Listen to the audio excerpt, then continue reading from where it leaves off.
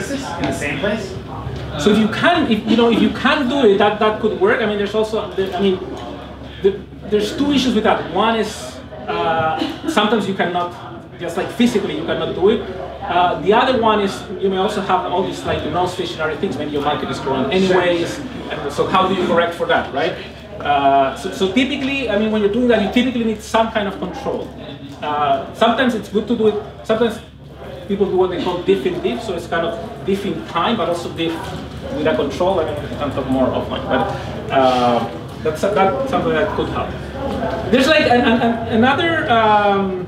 What people have started to do like a lot, there's a lot of research going on, both in companies and academic research, is to say, listen, like if you just go to the market level, we run out of observations too quickly. So can we observe like sub-markets within a city? So this is what like people call clustering. So how can we identify clusters of say hosts or products that are like independent to the other clusters? So that's something that would be another alternative that gets like kind of more like pretty like hard pretty quickly, but that's what that's kind of the state of the art. Okay, so that's one issue. Okay, one potential problem number one. Okay, potential problem number two. For a few years, I still actually work for a company called AppNexus. This is a marketplace for display advertising. So we compete with Google AdX. So when you see this display ads, a lot of them are sold in real time in this auction market. Okay? And one like fundamental question in this market is, what should the auction rules be? Like how do you sell these things, right? So for example, one like historically this market ran with it's called so-called a second price auction. So just like very quickly, what is a second price auction? Highest bid wins, but pay the second highest bid. Okay, I bid 10, I'm the highest bid, but the second highest was 8, so 10 wins, but pays 8. Okay, and there has been a lot of discussion in this market. Should we do this? Why don't we just do like a first price auction? So a first price auction is 10 wins and just pays 10. All right? You pay your own bid. The winner pays its own bid. Okay, so just intuitively, what happens if we move the market from this to this? What will happen with the bids? They go up. They go up. So the opposite of that. Okay, so they should go down, right? Because before I was bidding 10, and I said, well, you will like price reduce me to 8 anyway, so I'm not, I'll never pay 10. But now you're not price reducing me, and I don't want to pay 10. I will shave my bid down, right? And in some sense, if I know this is 8, I want to bid 8.01. Okay, right above like the second highest bid. So bids will go down. Now the question is by how much? That's not a trivial question. And that's really important because by how much they go down, that will determine how much money publishers make, how much money the platform make. Okay, that's again a fundamental market design question. Now, so this is like an obvious thing you may want to experiment, right? Kind of, okay, how big, like what will happen? And this is actually really hard to experiment. And the reason is, how would you think about an experiment? Maybe you would like try to reach to some of your like publishers and something else, and you convince them, can we run this experiment? And maybe at the end you convince like 10% of your traffic. So for the buyers, this is just going to be noise in their bidding algorithm. Like it's not significant enough to pick up. It's not a signal that is like strong enough to pick up what will actually happen if the whole market, moves from here to here. And more broadly, an issue, this is also something very common and a very common mistake that I see when people A/B test. Some of the changes when you do in a marketplace, what you really want to measure is kind of a long run effect. Is how is the market going to react? So for example here, if I just move from second to first price, the first week this is going to look awesome. Right? Because no one is going to change their bids. And I'm charging the first price. I'm going from 8 to 10, like 20%, making 20% more money. That's of course, like if I just interpret just like that, it doesn't make a lot of sense because when people realize this, they will start like shaving their bids down. So a lot of the things that we want to, like important design decisions in marketplaces have this effect that what you really want to measure is this kind of long-run equilibration. So just think another classic example is what will happen if we change our fees. Okay? If we change our fees, there's like an immediate effect. Let's increase our fees by like 5%. everything else equal, amazing, we're making 5%, more money. But a lot of things will maybe there's less transactions. The other thing that may happen is, sellers may, pass through this fee increase and increase their own prices or like move their own prices. So, there's a lot of things that will happen in the platform that this kind of short-run A/B tests will not pick up. Okay. So what are potential solutions for this? So one is to do this like at a market level and really like a long enough A/B test. Okay, let's go to New Zealand. This is what Facebook did once. Let's run this like for 3 months and like let's see what happens. Okay, but that's not cheap. The other things we did a lot with AppNexus was to think about, we have economic models that sort of, they're like not always like super realistic, but they may like give you some sense of the size of the effect, and maybe you calibrate these models to data, and maybe it's not as accurate as a really well-run A/B test, but it's much cheaper because I don't need to go to New Zealand and do it, and may give you like some idea of, okay, is this like first order or not, at the very least. Maybe not a very like super precise answer, but at least sort of the order of magnitude of the effect. Okay, so that's number 2. And number 3, let's think about Yelp. Okay, so one important question, for example, like for a platform like Yelp, is, are reviews important? Okay, so how to measure the impact of reviews on revenues?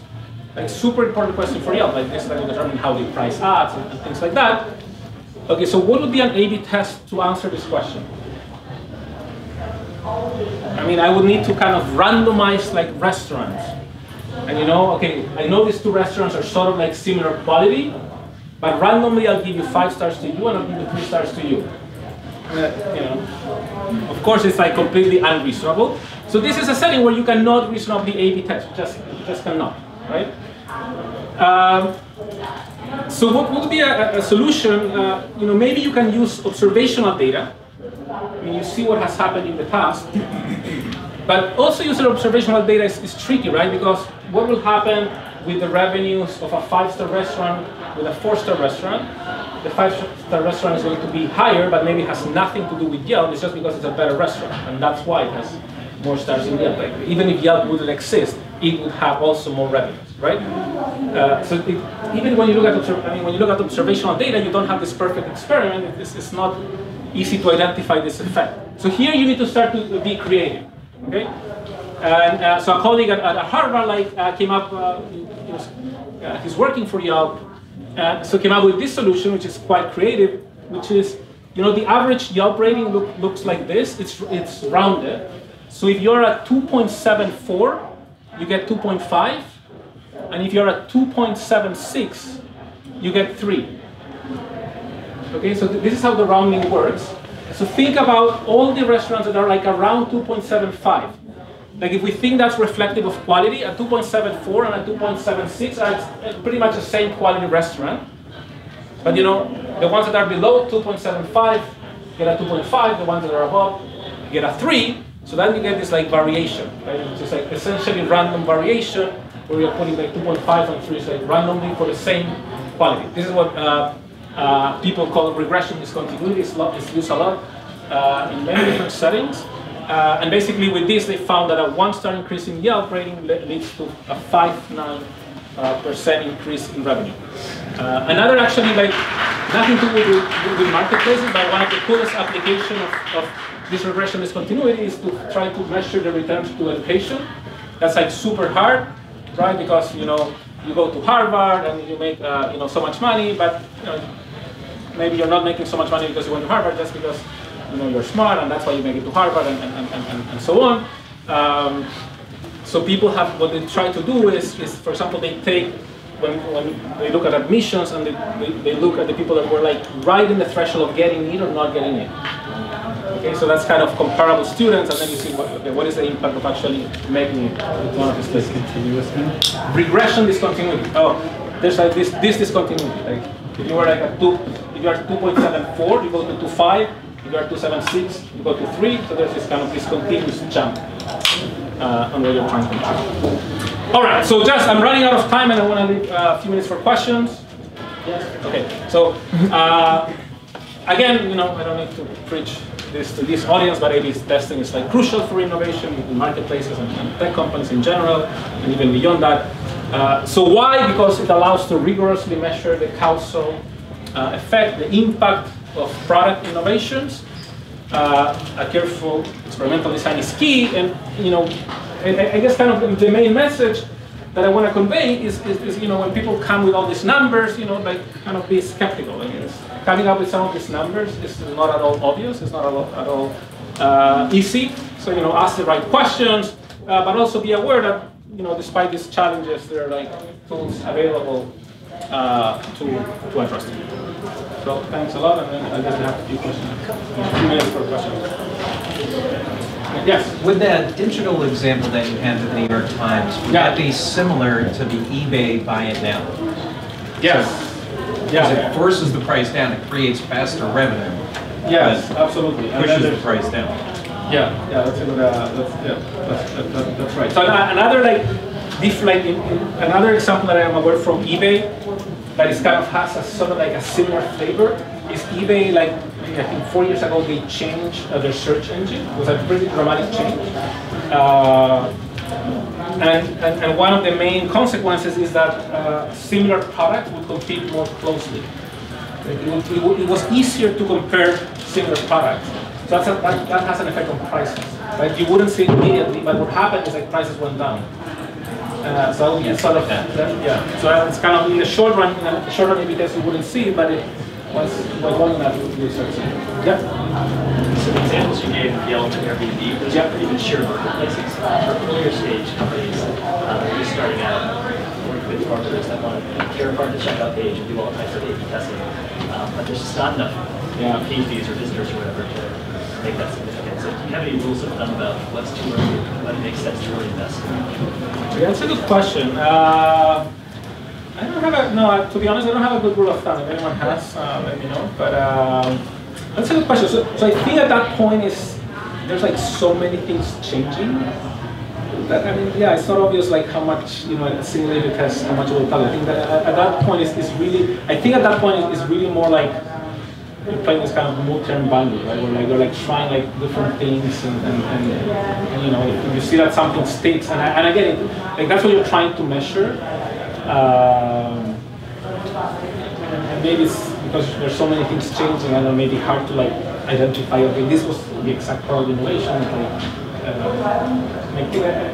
The other thing I would say is like at that level, that there's like maybe like bigger things that are cheap. Like it's really like the basic features of the product. Like here, I think we're thinking more about. And some of them maybe are basic, like we change the option design. But that Harvard paper is online, and he actually has a lot of assumptions for other markets and the impact of ratings. So it's not, he used Yelp as an example, but he extrapolated quite well. So it's in their archives. It's a great article. Yeah, but the issue with the Harvard is you need a lot of, for that you need a lot of observational data.